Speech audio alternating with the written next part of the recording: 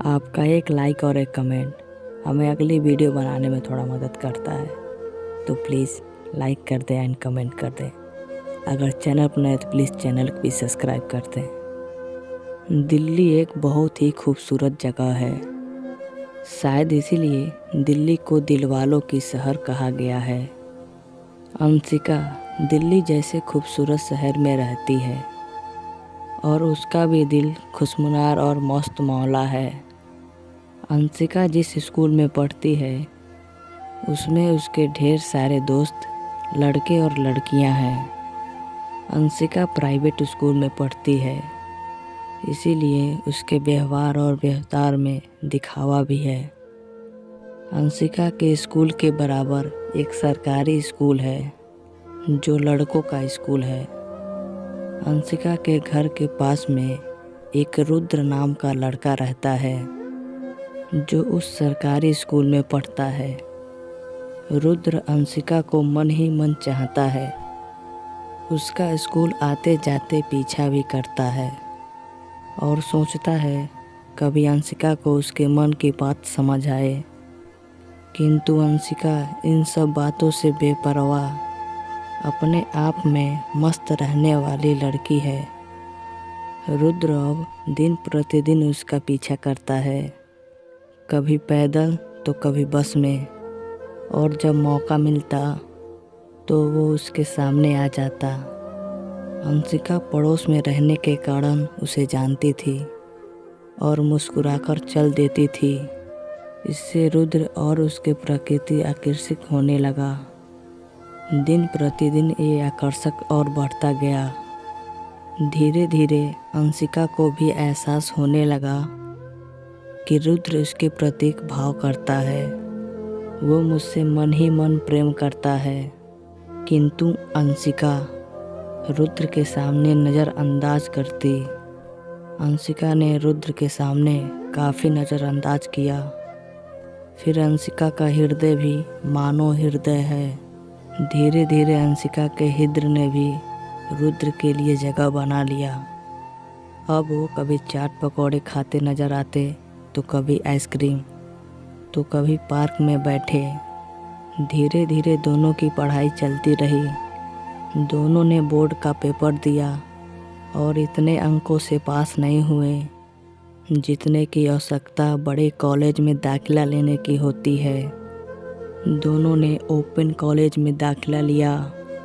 दोनों की दाखिला एक ही कॉलेज और एक ही क्लास में हो गई।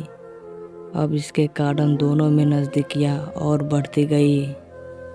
एक दिन की बात है, दोनों पार्क में बैठे हुए थे, तभी एक बच्चा उनके पास आया जो गुलदस्ता बेच रहा था। वो बड़ी जिद करने लगा कि ये गुलदस्ता वो खरीद लें। काफ़ी समय बाद जब अंशिका ने गुलदस्ता खरीदने के लिए रुद्र को कहा, रुद्र ने झटपट वो गुलदस्ता खरीद लिया और लड़का अपने पैसे लेकर वहाँ से चला गया। काफ़ी समय बैठे बैठे उन दोनों में बात होती रही। बातें करते करते अचानक एक क्षण आता है जब रुद्र अचानक उठता है और अंशिका के कदमों में अपने घुटने टेक कर वो गुलदस्ता अंशिका के सामने बढ़ा देता है। भविष्य में उसके साथ शादी करने का प्रस्ताव रखता है। अंशिका ने अभी तक ऐसा कुछ नहीं सोचा था, जिसके कारण वो फैसला नहीं कर पा रही थी, किंतु हाँ, वो मन ही मन रुद्र को दोस्ती के आगे और कुछ चाहने लगी थी। इसीलिए कुछ समय बाद अंशिका ने ये निवेदन स्वीकार किया। दोनों अब चुपचाप बैठ गए। दोनों को अब समझ नहीं आ रहा था कि अब इस प्रकार के वाक़या के बाद अब वो क्या बात करें। 5 मिनट, 10 मिनट, 15 मिनट से आधा घंटा हो गया, किंतु दोनों में से कोई एक शब्द नहीं बोला। अचानक सामने आइसक्रीम वाला आता है। दोनों चुपके से एक साथ बोलते हैं कि आइसक्रीम खाओगे। ऐसा कहते हुए दोनों एक स्वर में हंसते हैं और फिर एक दूसरे के मन की भाव के सम्मान करते हुए एक दूसरे का आदर करते हैं। रुद्र और अंशिका दोनों ने आपस में शादी करने का निर्णय तो ले लिया, किंतु अब घर वालों से बात कैसे किया जाए, ये बड़ी समस्या दोनों के सामने आ गई। अंशिका ने धीरे धीरे माँ के रसोई घर में हाथ बटाने लगी।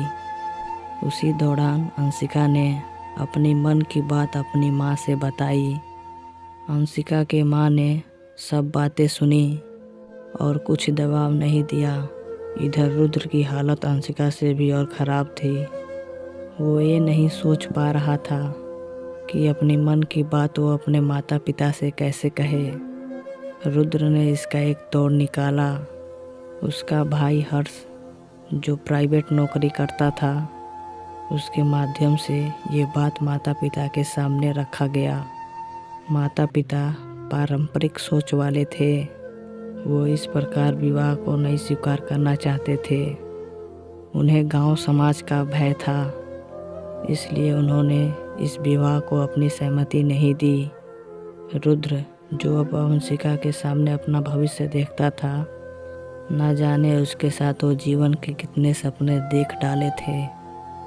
वो किसी भी हालत अंशिका के बिना नहीं रहना चाहता था, इसलिए रुद्र ने घर से विद्रोह किया। रुद्र ने भी ठान लिया कि जब तक वो बात अपने घर वालों से नहीं मनवा लेगा, खाना नहीं खाएगा। घर वाले भी अड़ गए और रुद्र भी घर वालों के सामने रुद्र भूखा रहने का नाटक करता और बाहर अपने मित्रों के घर खाना पीना खा लेता, किंतु घर वालों के सामने ऐसा व्यवहार करता जैसे वो भूखा है और उसने खाना पीना नहीं खाया। 2 दिन बीत गए। रुद्र ने घर वालों के सामने खाना नहीं खाया।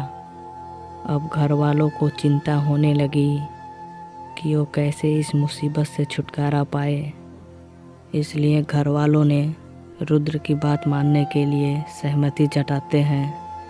अब रुद्र की हर्ष और आशा की कोई सीमा नहीं थी। जैसे अभी अभी सूखी बंजर की बसंत का आगमन हुआ हो, जैसे किसी प्यासे को भरपेट भोजन मिल गया हो, ऐसी अनुभूति होने लगी।